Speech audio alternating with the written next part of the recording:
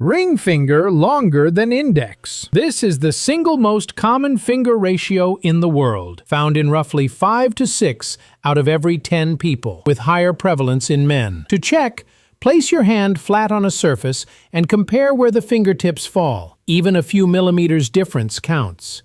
This ratio is defined by a lower 2D to 4D measurement, a proportion permanently set in the womb by prenatal testosterone exposure. What makes it significant is not behavior, but physiology. The same hormonal environment that shaped this ratio correlates with higher aerobic efficiency, greater oxygen uptake, faster recovery between efforts, and sustained cardiovascular output under prolonged stress. In multiple studies, this ratio showed surprising correlations with endurance markers, sometimes outperforming traditional fitness predictors within specific populations. One of the most cited studies in behavioral finance measured the finger ratios of hundreds of high-frequency traders on a London trading floor, then tracked their profits over nearly 2 years. Traders with this ratio produced significantly higher sustained returns, not through larger bets, but through faster, real-time risk-reward processing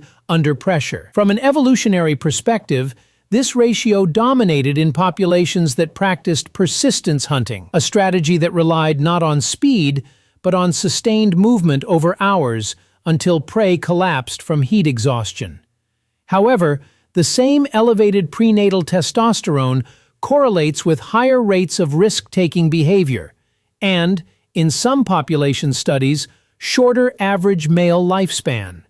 The engine runs longer, but it also runs hotter. Index finger longer than ring. This ratio is the most common pattern among women and represents the highest estrogen end of the prenatal hormone spectrum. Its defining feature is cognitive, not emotional.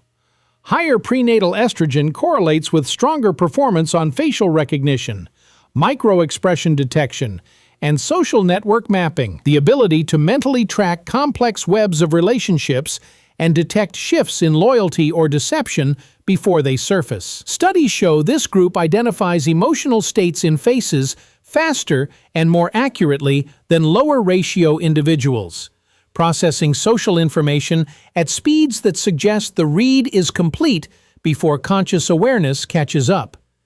Anthropologists suggest this capacity was essential in early human groups of 100 to 150 individuals, where tracking alliances, predicting betrayal, and managing social cohesion determined group survival.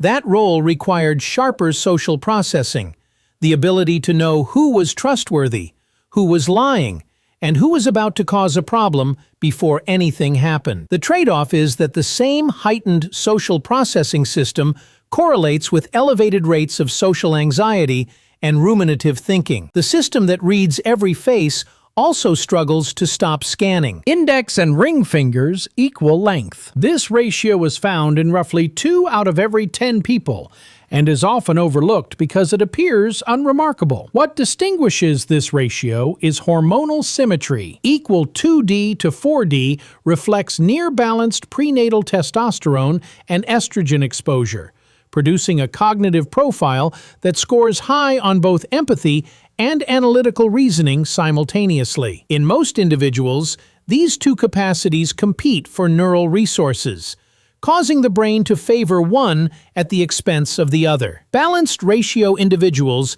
appear to run both without significant trade-off. In controlled negotiation studies, this group reached mutually beneficial outcomes more frequently than any other ratio category. What sets them apart further is that both opposing parties independently rated the balanced ratio negotiator as more trustworthy. Not one side, but both simultaneously. That is an unusual cognitive output that most people naturally tilt away from producing.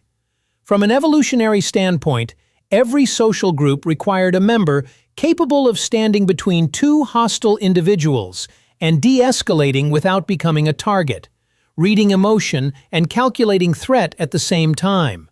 The cost is decision speed. When both cognitive systems contribute equally, choosing between competing inputs becomes slower, producing a tendency toward hesitation under time pressure. Ring finger much longer than index. This ratio is found in roughly 1 in 10 people and represents the extreme low end of the 2D to 4D spectrum, indicating the highest prenatal testosterone exposure.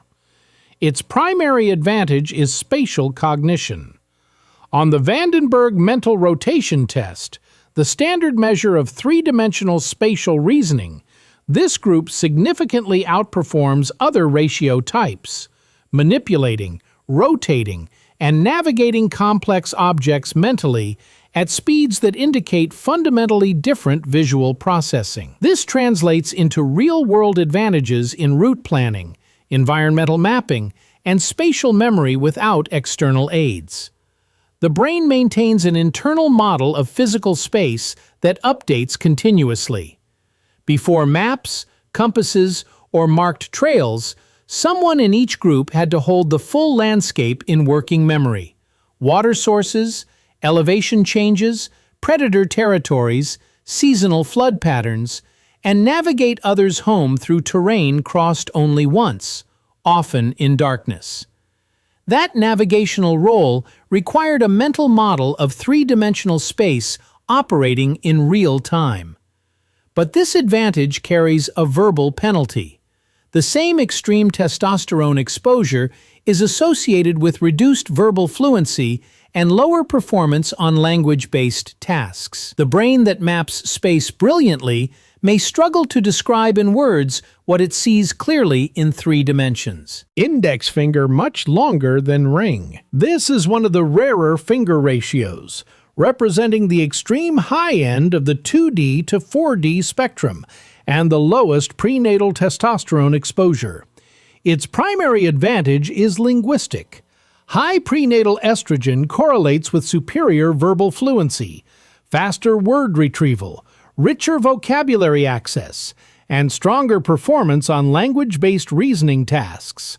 Studies consistently place this group above average on measures of verbal IQ, written communication, and empathic accuracy, the ability to correctly identify what another person is feeling and why.